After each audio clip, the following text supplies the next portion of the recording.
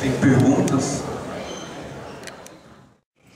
Agora eu tenho uma pergunta, uma questão pontual a respeito do texto para uma crítica da violência. Na verdade, é um pedido de esclarecimento. Porque Benjamin diz que a polícia é a maior deformação da violência que se possa conceber num Estado democrático. Bom, muito obrigado pela pergunta, que não tem nada de pontual. Ela na verdade, ela toca o ponto nevrálgico desse texto do Benjamin. Vejam, a polícia é uma espécie de exemplo paradigmático da exceção. Que a polícia concentra no mesmo organismo, no mesmo aparelho, tanto o poder executivo, do legislativo, quanto o judiciário. A polícia julga, estabelece a norma e executa. Então, isso é bastante comum, né? Você vê,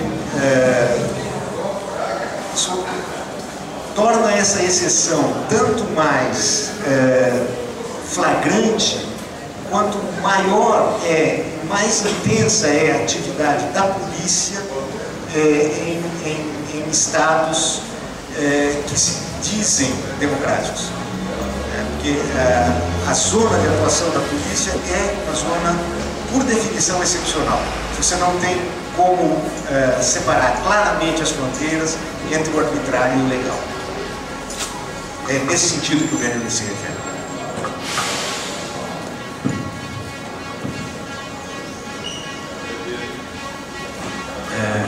Eu gostaria de fazer uma pergunta para o professor, agradecendo a aula. Eu queria saber, eu tenho lido os textos de Benjamin, ainda não li a crítica da violência, mas no Caráter e Destino, eu vejo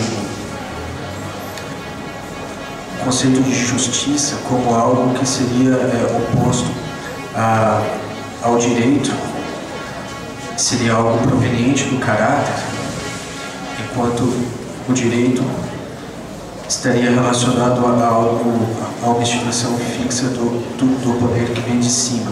Eu liguei isso às teses sobre história, como se o conhecimento do caráter do ponto de vista de classes fosse a consciência de classes, e que a justiça estaria relacionada às relações de oposição entre as classes em luta, como se o direito fosse correlato ao contínuo da história da dominação, a justiça seria a dialética proveniente da luta de classes. Mas eu não vejo como ela poderia fomentar uma explosão do ciclo vicioso da dialética perversa, né? Isso. Bom, em primeiro lugar, gostaria de dizer que sou eu que agradeço, tanto pela oportunidade que foi concedida aqui, quanto pela sua importante questão. De fato, você se refere ao texto Caráter e Destino, que é um texto contemporâneo da crítica da violência, também é um texto do jovem Benjamin, e aqui me parece ser um elemento decisivo, central, a noção de mito, porque a noção de mito está ligada justamente a esta, digamos, ideia de uma necessidade inflexível que domina ao longo tanto da natureza quanto da história, de tal maneira que os ciclos se repetem tanto na natureza quanto na história, exatamente segundo o mesmo encadeamento que repõe todos os elos da corrente que forma esse mesmo ciclo. É como se houvesse uma espécie de necessidade inflexível produzisse com, digamos, coercitivamente determinados resultados. É isso que a gente pode chamar de destino.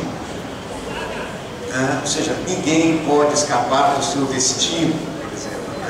Significa dizer, acontecerá necessariamente em virtude de uma potência, de uma força cósmica, que o mito procura interpretar nas suas mais variadas versões. Mas tudo se passa, portanto, como se houvesse uma espécie de determinismo inexorável que fosse vigente, tanto no curso da natureza quanto no curso da história. Esta ideia de uma determinação férrea que elimina qualquer liberdade é justamente a isso que está ligado o conceito de mito, ideia, essa repetição necessária dos eventos segundo uma certa ordem, que pode ser de sucessão ou de alternância. É claro que isso tem a ver mais com a crítica que ele faz de uma certa concepção determinista do materialismo histórico, aproximada da noção de destino, quer dizer, e a relação aqui é a relação trágica, que existe entre o herói e o seu destino. Por mais que o herói se rebele contra o seu destino, por mais que ele lute contra o seu destino, o destino acaba inexoravelmente, inevitavelmente, por triunfar sobre a vontade ou a liberdade do herói. Bem, o problema que se coloca aqui é justamente uma certa oposição que se dá entre o direito pensado como este processo cuja estrutura é a estrutura mítica, e aqui faz sentido ligar destino e caráter à crítica da violência, ou seja, a esta alternância, essa dialética perversa entre uma violência que institui o direito e uma violência que conserva o direito, que conduzirá inevitavelmente a uma nova violência instituidora do direito, e reproduzirá uma violência mantenedora do direito, e assim indefinidamente, e vai transformar, portanto, todo o processo revolucionário apenas em uma espécie de inversão dos polos de dominação.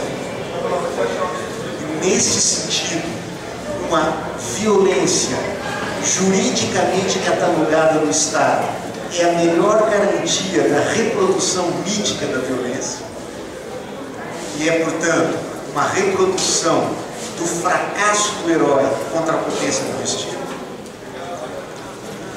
Enquanto que a figura de uma violência que depõe e abole o direito do Estado é o oposto do ciclo mítico da repetição reflexiva, onde Benjamin vai ver precisamente uma deposição do direito na figura da justiça. Então, a justiça não tem nada a ver com o direito dele. Ao contrário, o direito é a perpetuação da violência sanguinária. O direito é a perpetuação do mito. A violência pura é que empenha, é a que institui a justiça. E esta violência revolucionária não tem nada a ver com o direito, precisamente porque ela não é alguma coisa que se produz em virtude de algo meramente humano, quer dizer, ela não é alguma coisa que depende exclusivamente de mecanismos postos à disposição dos homens. A justiça, Benjamin, só pode ser adequadamente compreendida, a meu ver, a partir de uma perspectiva messiânica. Então, a violência pura, ou a violência revolucionária, é aquela que se dá na revolução permanente, que é o advento messiânico. Se você quiser fazer uma comparação com a tradição do pensamento cristão, talvez possa esclarecer isso, a relação entre o advento messiânico ligado à justiça e o direito ligado à reprodução mítica tem a ver com aquilo que no pensamento cristão se chama a oposição entre as obras, entre a fé e as obras. A saber, a fé é alguma coisa que é da ordem da graça. Não é pela obra dos homens que os homens são salvos, na tradição do pensamento cristão, ou se você quiser também do pensamento judaico-cristão. Não é pelas obras que nós somos, digamos assim, redimidos. A redenção, em última instância, provém de uma instância que não depende inteiramente de nós. Isso que ele chama de justiça, ou divina, ou Deus, que é justamente o advento messiânico. Daí as críticas que se fazem a Bíblia, no sentido de dizer que se trata, de fato, de um anarquismo messiânico. Mas é um texto, se você me permite, assim, a minha opinião pessoal, um texto anti-humanista. Bom, gente, então, mais uma vez, muito obrigado a vocês. Foi um grande prazer estar aqui.